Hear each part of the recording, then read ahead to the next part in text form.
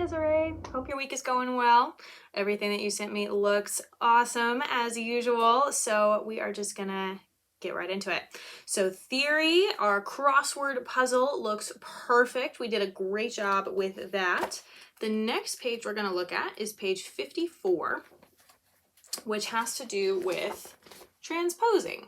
So this is something that we haven't really talked about yet, and transposing is just the idea that we're going to take a song and we're going to start it in a different place, but make it still sound like the same song. So we're basically just taking something from one key and moving it into another. It'll sound like the same tune, but it'll seem a little bit higher or a little bit lower than it was before. So a good example is Happy Birthday, right?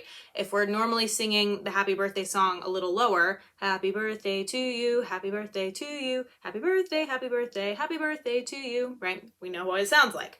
Well, we can still sing the same song a little bit higher. Happy birthday to you, happy birthday to you, happy birthday, happy birthday, happy birthday to you, right? It still sounds the same, but clearly it was starting higher than the first time, right? All we really did there is we took the same melody, the same combination of intervals with our notes, and we changed the starting note. So we transposed it from the lower key into the higher key.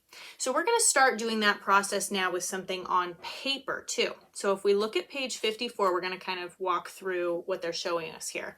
So at the top of the page, they're showing us a melody that uses the notes in the C major pentascale pattern. That's this first part right up here. So this melody sounds like this.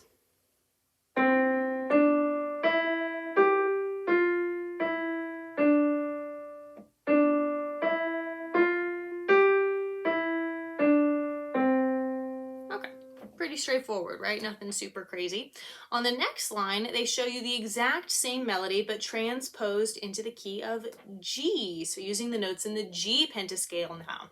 So you notice before we started on the note C, this time we start on the note G. Everything has moved up by a fifth, right? So here's what it would sound like now starting on G.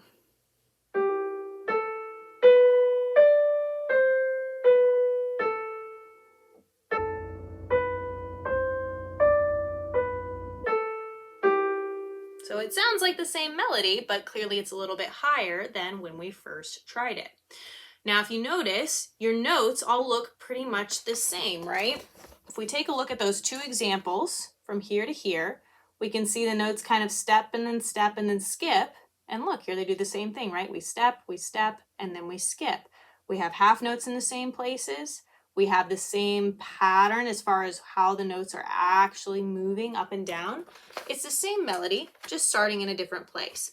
So what they want you to do on this page is you're going to take that same melody that I just showed you first in C and then in G, and then they want you to now put it in the key of F.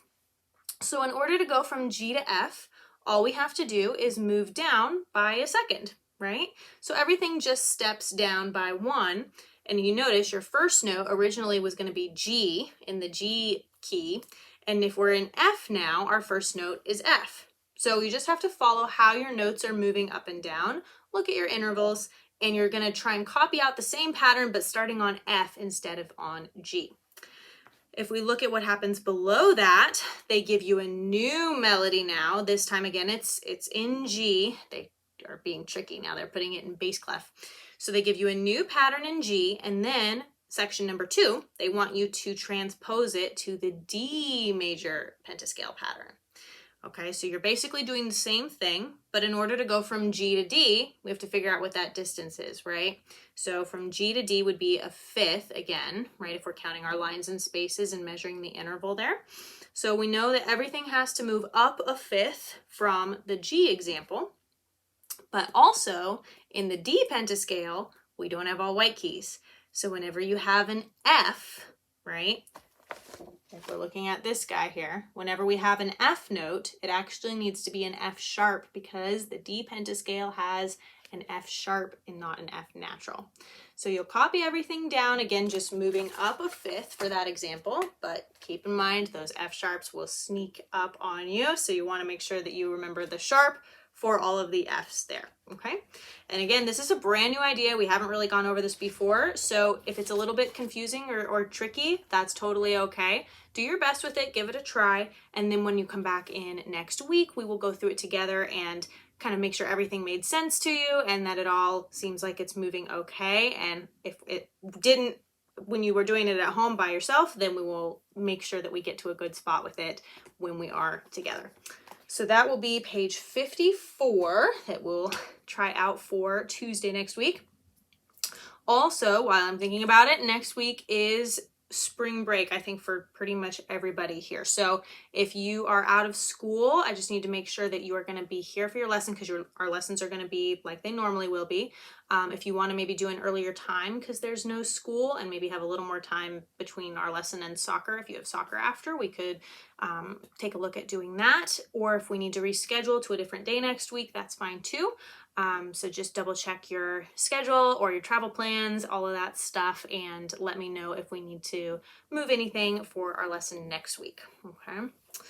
All right, so our A cadence, we had awesome pedal coordination. You did a fantastic job. I can't see your foot, obviously, but from how everything sounds on the video you sent me, we're doing a really good job with making sure that when when the hands go down, the foot comes up, and we had really clear and clean pedal changes on all those chords. It sounded really, really nice. Excellent job there. For next week, we're actually going to do a chord review. So, oh, I wrote the wrong thing. Ha ha ha ha. There, now it will make sense to me.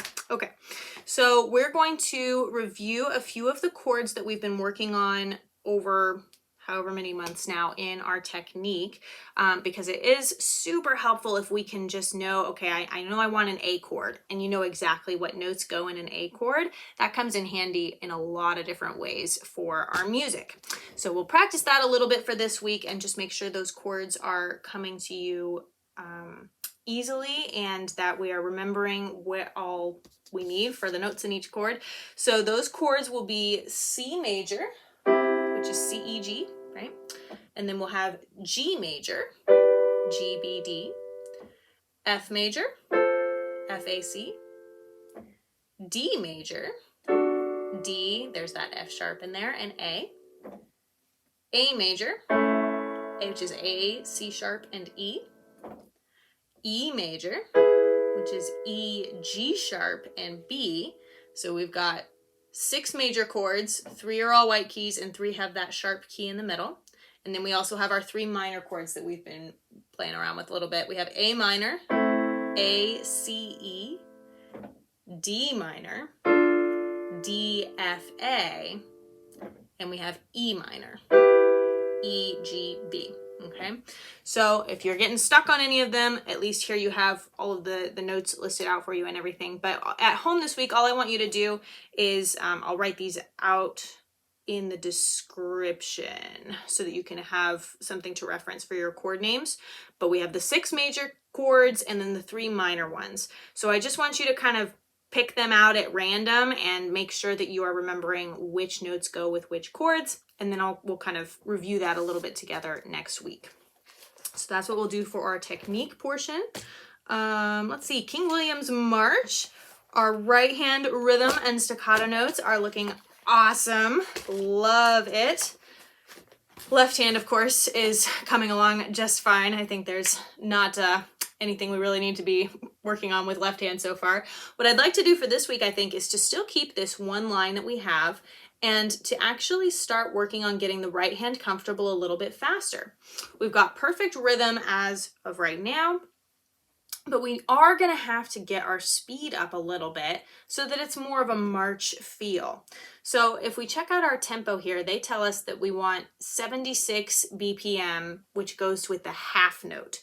Just to make it a little bit easier, I'm going to give you a speed that's the same speed, but for the quarter notes, so you can hear where all the quarter notes would go, which sounds like this. So this is 152, which means your right hand would sound a little bit more like this.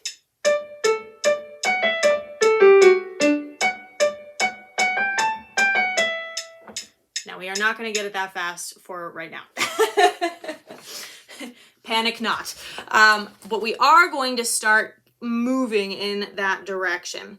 So let me actually pull up your video one more time here. And I forget exactly which one it was. Let's try this one. I want to just double check your speed.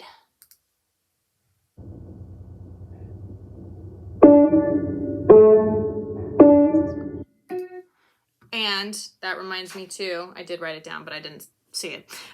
So your right hand too, remember, will start on 2 Ds above middle C here. In your video, we're starting on the D right next to middle C. That's actually going to be too low. We're higher up on the treble clef staff here, farther away from middle C. So you want to start more up here, okay? 2 Ds above middle C. So that was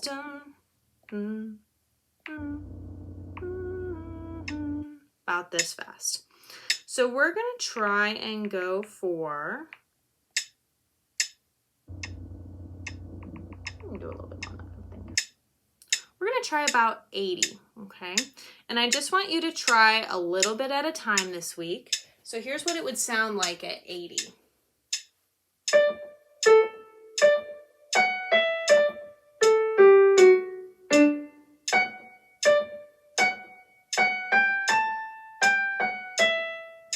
Now again, that may feel a little bit too fast to do the whole line right away, which is perfectly fine.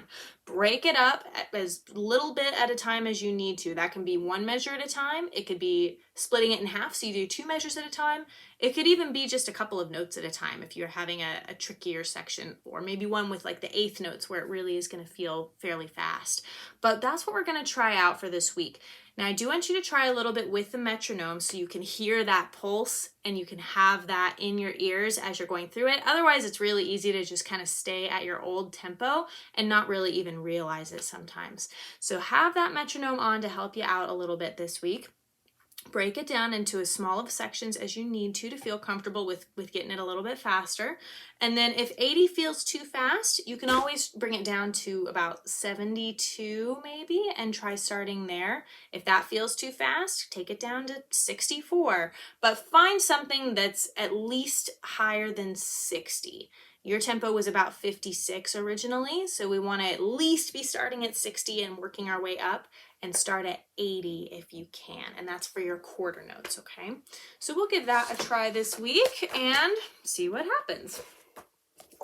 All right, then the last thing is our Hanon. So Hanon, you actually already did the left hand and put it hands together, which is fabulous. So we had that going up pattern. You already did a great job with getting both hands coordinated together. It looks really nice.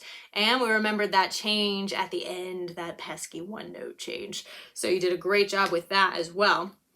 What I think we'll do for this week is we'll start taking a look at the descending pattern. And this one is fairly straightforward. It's basically just reversing what we already had. They don't always work that way, so this one's kind of nice that it does. So for coming down, if we just look at the right hand, your pattern is going to start with your 5th finger on G, which is where we just left it from the ascending pattern on page 1. And then your thumb is going to be on B. And then we just continue this pattern, kind of stepping back up and alternating now with the thumb. So then your next measure, we would have F, A, B, A, C, A, D, A, and then we would continue all the way down, okay? So give that a try. Start with your right hand. If you get your right hand feeling pretty good, try out the left hand. And if you get them both feeling pretty good, then you can totally try putting it together if you feel comfortable doing that on your own. It's completely up to you and how much time you have this week to be practicing and whenever that happens in your practice. We don't want to rush something before we're ready for it. So whatever is best for you as you are going through it. I know some people just really hate to be bored with these types of exercises. So if you get to that point and you're like, oh my gosh, if I have to do this hands alone again one more time, I'm going to chuck the book out the window. Then that would be a good time to try it hands together. So we get a little more of a challenge in there. But again, just kind of pace yourself out. We've done a few of these exercises now, so we kind of know what to expect with that process.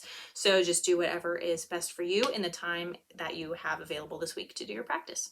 All right, I think that is everything. So I will plan to see you next week unless I hear differently from you with spring break plans. And I hope you have a great rest of your week. See you then.